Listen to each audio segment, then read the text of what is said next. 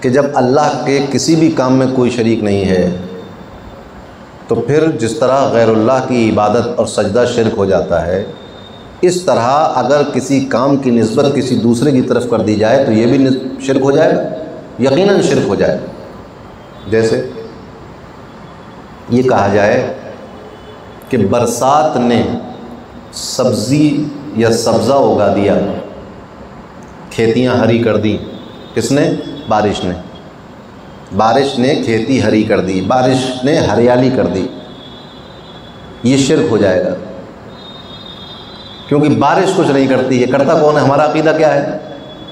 کرنے والی ذات اللہ کی۔ مگر اب اینگل سمجھتے چلیے، اگر اس حساب سے آپ چلیں تو دنیا میں کوئی بھی مومن اور موحد باقی نہ رہے، ہے نا؟ تو اس کے لیے اصول ہے کہ اگر کوئی مسلمان یہ بات کہتا ہے کہ بارش کی وجہ سے موسم اچھا ہو گیا، بارش کی وجہ سے فصل بہت اچھی ہوئی، بارش کی وجہ سے گرمی ختم ہو گئی، مسلمان اگر کہتا ہے تو آپ کو، چونکہ وہ مسلمان ہے، لہٰذا آپ کو یہ یقین کرنا پڑے گا کہ یہ اللہ کے مقابلے پہ بارش کو لا کر یہ نہیں کہہ رہا کہ بارش نے کر دیا اللہ نے نہیں کیا، سمجھے؟ یا اللہ کے ساتھ ساتھ بارش کا بھی اس میں دخل ہے، کیونکہ وہ مومن ہے، اس کا عقیدہ ہے کہ اللہ کے سوا کوئی ہے نہیں فاعل مؤثر، لہٰذا آپ چونکہ وہ مومن ہے آپ کو یہ ماننا پڑے گا کہ یہ جو بات کہہ رہا ہے یہ بول چال کی بات ہے، عقیدے کی بات نہیں ہے۔ اس بول چال کے باوجود بھی اس کا عقیدہ یہی ہے کہ سب کچھ اللہ کرنے والا ہے، بات سمجھے؟ مگر یہی بات اگر کوئی ایسا شخص کہتا ہے جس کا اللہ پر ایمان نہیں ہے تو پھر یہ بات شرک مانی جائے گی، کہ تمہارا تو ایمان ہی نہیں تھا اللہ پر، اور تم نے کہہ دیا کہ بارش نے ایسا کر دیا ہے، تو اس کا مطلب تو اللہ کو تو مان نہیں رہے تھے، تم بارش ہی کو مان رہے ہیں آپ، لہٰذا شرک ہو جائے گا۔ بات سمجھ میں آئی؟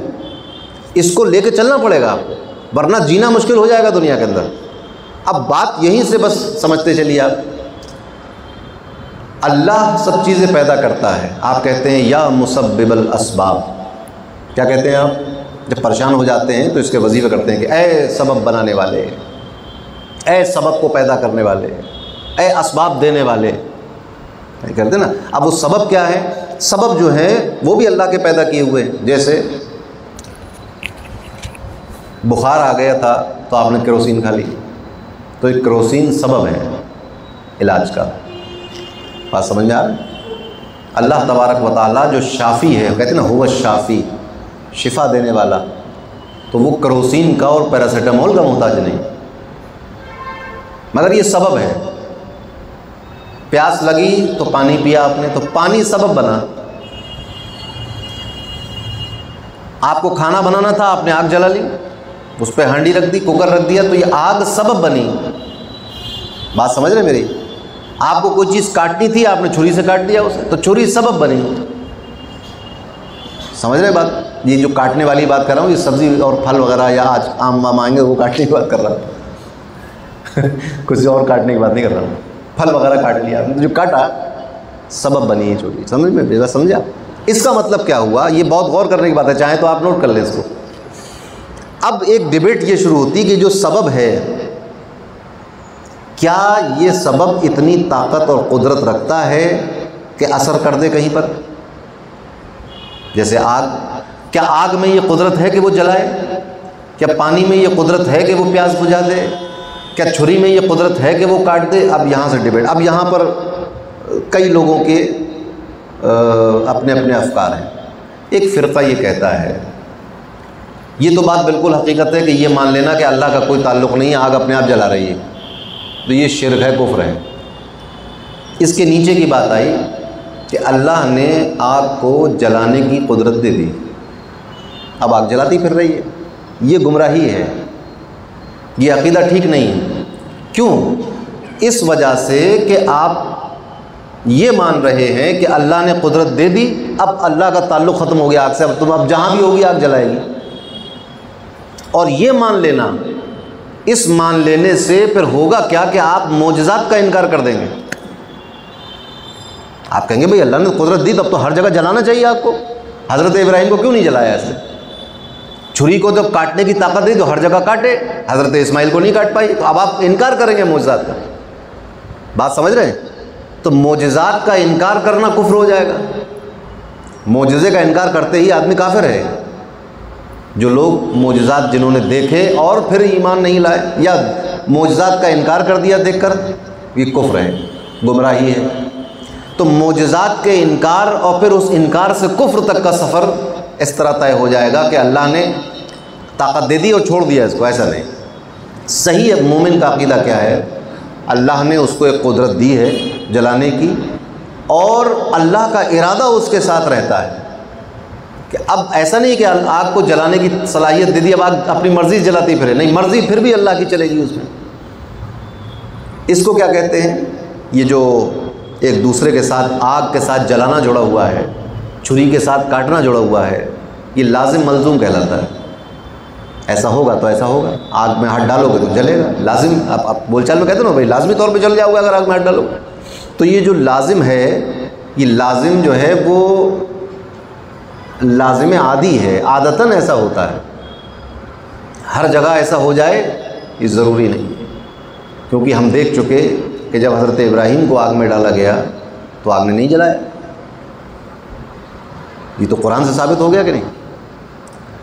تو اب عقیدہ کیا بنا کہ اللہ نے صلاحیت دی ہے، لیکن اللہ کی مرضی ہی سے جلاتی ہو. پانی اللہ کی مرضی ہی سے پیاس بجھاتا ہے، کھانا اللہ کی. یہ ہے توحید. لا الہ الا اللہ کہہ دیا اور بڑھ گئے آگے، اس کو سمجھ ہی گہرائی سے. توحید کا مطلب یہ ہے کہ آگ کو بھی ہم جلانے میں شریک نہیں کرتے اللہ کا، اور پانی کو بھی پیاس بجھانے میں اللہ کا شریک نہیں کرتے. یہ ہے وحدہ لا شریک لہ. بات سمجھ میں آئی؟ تو یہ سب کیا بنیں گے؟ سبب بنیں گے. MRI سبب بنے گا، CT اسکین سبب بنے گا، اسکول اور ٹیچر سبب بنیں گے علم حاصل کرنے کا، آگ سبب بنے گی جلانے کا، بارش سبب بنے گی سبزہ اگانے کی. تو یہ سبب ہوں گے. اب سبب کے بارے میں کیا ہے کہ سبب کے بارے میں اسلام کا نظریہ یہ ہے کہ سبب کو استعمال کرو، ان کا انکار مت کرو، اور بھروسہ اللہ پر رکھو. سبب کے اوپر اعتماد کرنا کفر ہے. یہ سوچ لینا کہ یہی چیز ہے بس کرنے والی، اللہ کو بھول جانا، یہ کفر ہے. یہ ہے توحید، ایک سچی توحید اس کو کہتے ہیں. سبب کو استعمال کرنا یا انکار کرنا جہالت ہے. اسباب کا انکار یہ جہالت ہے. کہ کوئی کہے کہ میں تو کچھ مانتا ہی نہیں سبب، بھئی آپ کو مبارک ہوئی جہالت. ابھی بیمار پڑ جائیں تو فوراً سبب یاد آ جائیں گے سارے. بھئی دنیا کیسے چلے گی؟ اللہ نے نظام یہی بنایا دنیا کا. ہر آدمی تو عیسیٰ علیہ السلام نہیں ہے نا. سبب کیا ہے ولادت کا؟ عورت اور مرد کے ایک مخصوص طریقے سے جب ملتے ہیں تو پھر بچہ پیدا ہوتا ہے. مگر حضرت عیسیٰ کیسے پیدا ہو گئے؟ اور حضرت آدم تو بغیر ماں باپ کے پیدا ہو گئے. تو بھائی سبب ہوتے، مگر سبب ہی سب کچھ نہیں ہوتے. سبب بھی اللہ کے بنائے ہوئے ہیں. تو سبب کو بھی خالق نہیں مانا جا سکتا، سبب کو بھی شریک نہیں کیا جا سکتا. تو جب چھوٹی سے چھوٹی بات سے لے کر بڑی سے بڑی بات تک، تو یہ اسباب ہیں. یہی فرق، اب یہیں سے ایک فرق آ جاتا ہے. جو جتنے انبیاء اور مرسلین اور صالحین اور شہداء اور اولیاء اور درگاہیں اور پیر اور ڈاکٹر اور وکیل اور جج اور سرجن، یہ جتنے ہیں، یہ کسی بھی کام میں معاون جو آپ کے ہو رہے ہیں، یہ سبب کے طور پر ہو رہے ہیں. بات سمجھے آپ؟ اور چونکہ ایک مومن اس سبب کو استعمال کر رہا ہے، لہٰذا آپ کا اس مومن کے بارے میں یہ خیال ہونا کہ یہ مشرک ہو گیا، یہ جہالت ہے.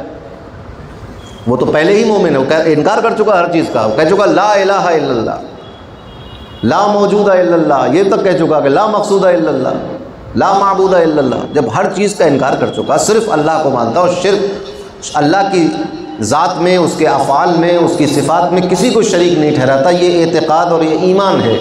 اب اس ایمان کے ساتھ وہ کسی سبب کی طرف رجوع کرتا ہے تو یہ انکار توحید نہیں ہے، یہ سبب کو، اللہ کے بنائے ہوئے سبب کو استعمال کرنا. چونکہ یہی دنیا کا نظام اللہ نے اسی طرح چلایا. ورنہ تو ہر آدمی آدم علیہ السلام کی طرح پیدا ہو سکتا تھا دنیا میں. بھائی جب حضرت آدم پیدا ہو گئے تو ہم اور آپ کیوں نہیں ہوتے؟ مگر ایک سبب بنا. اور سبب بھی کیسا؟ اب اس کو بھی اگر آپ جا کر تھوڑا سا سرچ کریں کہ بچہ پیٹ میں بچے کی شروعات سے لے کر 9 مہینے تک کی کریا کیا ہوتی ہے، پھر آپ کو پتہ چلے گا کہ صرف ماں باپ ہی سبب نہیں ہوتے، بلکہ ماں کے پیٹ کے اندر ایک اور عجیب و غریب دنیا ہے۔ آپ ذرا سوچیں، بچہ پیدا ہونے کے بعد اگر ویسی جگہ میں رکھ دیا جائے تو مر جائے گا دم گھٹ کر، مگر وہی بچہ پیدا ہونے سے پہلے زندہ رہتا ہے، کم سے کم آپ سوچیے کہ 6 مہینے 7 مہینے 8 مہینے زندہ رہتا ہے، زندگی پڑ جاتی ہے اس کے اندر۔ یہ قدرت ہے اس کی۔ تو یہ سب اسباب ہیں۔ جس چیز کو بچہ ماں کے پیٹ میں کھا رہا تھا پیدا ہونے کے بعد کھلا دیں گے مر جائے گا۔ بالکل سٹیک بات ہے۔ ڈاکٹر آپ سے کہے گا عجیب جاہل آدمی ہو، بھائی وہ تو ایک نظام الگ تھا، یہ نظام الگ ہے۔ بات سمجھ رہے میری آپ؟ تو اسباب ہوتے ہیں۔ تو یہ جتنے بھی، اب یہ ایک طور پر کہہ دیا تھا کہ بھئی فلاں مشرک ہو گیا، اس نے یاغوث کہہ دیا۔ ارے بھئی یاغوث جو کہہ رہا ہے وہ 5 وقت کا نمازی ہے، وہ کلمہ گو ہے، وہ اللہ پر ایمان رکھتا ہے۔ اب اگر وہ کہہ رہا ہے تو آپ اس کے اوپر شرک کیوں تھوپ رہے ہیں؟ مومن ہے نا وہ سبب کے طور پر اگر یاد کریں، بالکل اسی طرح جس طرح ہم ایک ڈاکٹر کو یاد کرتے ہیں، انجیکشن کو یاد کرتے ہیں، اسکول اور کالج میں علم حاصل کرنے کے لیے جاتے ہیں، کھیتی میں پانی لگاتے ہیں، باڑ باندھتے ہیں، حفاظت کرتے ہیں، یہ سب سبب ہیں۔ آپ کا یہ سوچ لینا کہ اگر میں نے دوا لگا دی تو اب کوئی بیماری نہیں آئے گی، کیونکہ دوا لگا دی ہے، یہ بھی کفر بن جائے گا جا کر۔ سارے کام آپ کو کرنے ہیں اور امید کس پہ رکھنی ہے؟ یہ ہے توحید۔ سمجھ رہے ہیں آپ؟ تو یہ مان لینا کہ جس نے کہا یا غریب نواز، اس نے اللہ سے رشتہ توڑ لیا ہے، غریب نواز سے رشتہ جوڑ لیا ہے، تو شرک ہو جائے گا کھلا ہوا شرک۔ بات سمجھے میری آپ؟ اللہ کے سوا کسی کو نہ پکارو، اللہ کے ساتھ کسی کو نہ پکارو، اس کی بھی ایک پس منظر ہے۔ نئے نئے مسلمان ہو رہے تھے لوگ، مسلمان اور مشرک کا آمنا سامنا تھا۔ ایک بیٹا اسلام لے آیا، باپ مشرک ہو گئے، اماں مشرک ہیں، اماں ایمان لے آئیں تو شوہر اور مشرک ہے، وہیں پر بت پرستی بھی چل رہی ہے، وہیں نمازیں بھی چل رہی ہیں، وہیں جو ہے وہ دوسری باتیں بھی چل رہی ہیں، وہیں قرآن بھی چل رہا تھا، یہ سب چل رہی تھی بات۔ تو جو اپنے اپنے معبودوں کو لوگ پکارتے تھے، باطل معبود کو جن کو اپنے ہاتھ سے بنایا تھا، ان کے بارے میں کہا کہ ان کو مت پکارو اللہ کے ساتھ، اللہ کے ساتھ کسی بھی بت کو نہیں پکارا جائے، کسی ایسی شے کو نہیں پکارا جائے گا جس کے بارے میں تم یہ اعتقاد رکھتے ہو کہ یہ بھی معبود ہے، یہ بھی کچھ کر سکتا ہے بغیر اللہ کے۔ جیسے ابھی آپ سائنس کی طرف گھس جائے، سائنس جو ہے وہ اسلام کی مخالف نہیں ہے، یہ دماغ سے نکال دیجیے۔ سورج کے بارے میں جو سائنٹسٹ نے بتایا کہ جب سورج آتا ہے تو پیڑوں کو یہ توانائی ملتی ہے، انسانوں کو وٹامن ڈی ملتا ہے، اور زمین کو یہ ملتا ہے، اور پھر اس سے بارش ہونے میں مدد ہوتی ہے، اور فلاں یہ سب ہے۔ تو اب اگر ہم سورج ہی کی پرست شروع کر دیں، شرک ہو جائے گا۔ لیکن سورج سے وہ لیتے رہیں جو وہ دے رہا ہے، اور ایمان کیا رکھیں ہمارا کہ یہ سب اللہ کے کرنے سے۔ یہ ہے توحید۔ آج تک دنیا میں ایسا کوئی موحد نہیں ہوا جس نے سورج کو کنارے رکھ دیا ہو، چاند کو ہٹا دیا ہو، کھیتی کو ہٹا دیا ہو، دواؤں کو، جڑی بوٹیوں کو ہٹا دیا ہو، ماں باپ کو کنارے کر دیا ہو کہ میں موحد ہوں۔ یہ توحید مان ہی نہیں سکتا، کیسے توحید ہو جائے گی؟ یہ توحید صرف ایک ذات کے ماننے کی تھی جس کا نام حقیقت محمدی صلی اللہ علیہ وسلم، کیونکہ جب وہ حقیقت وجود میں آئی تو کچھ نہیں تھا، کسی کا کوئی یوگدان نہیں رہا اس میں، نہ اس کو وٹامن ڈی سورج نے دیا، سورج تھا نہیں، ماں باپ تھے نہیں، زمین تھی نہیں، بادل بارش آسمان کچھ نہیں تھا، وہ حقیقت تھی۔ اللہ تبارک و تعالیٰ تھا، اور اس نے پھر تخلیق کیا اس حقیقت کو، جس کو ہم حقیقت محمدی کہتے ہیں۔ تصوف کے لیکچر میں اس پر کچھ تھوڑی بہت گفتگو ہوگی، ورنہ پوری کائنات ایک دوسرے سے کنیکٹ ہے۔ زمین سمندر سے جڑی ہوئی ہے، سمندر بادلوں سے جڑا ہوا ہے، کہیں نہ کہیں کوئی نہ کوئی کنیکشن ہے، ایک دوسرے کے بغیر دنیا چل نہیں سکتی۔ یہ سبب ہیں، لیکن یہی سبب دنیا چلا رہے ہیں ایسا نہیں ہے۔ موحد توحید کیا ہے کہ یہ سب آپس میں جڑے ہوئے ہیں، اللہ نے جوڑے ہیں، اور سارا نظام اللہ چلاتا ہے، اور ان کو بنا دیا ہے ایسا کرنے، سورج کو بنا دیا ہے کہ تم ایسا کرو، زمین کو اناج اگانے کے لیے صلاحیت دے دی ہے، یہ سب اللہ کی۔ یہ ہے توحید۔ تو عقیدہ اپنا یہی ہونا چاہیے، کتنی مصیبت آ جائے، کوئی خوشی کا موقع آ جائے، کوئی غمی کا موقع ہو، توحید ہماری یہی رہنی چاہیے کہ سب کچھ اللہ کے حکم سے ہوتا ہے۔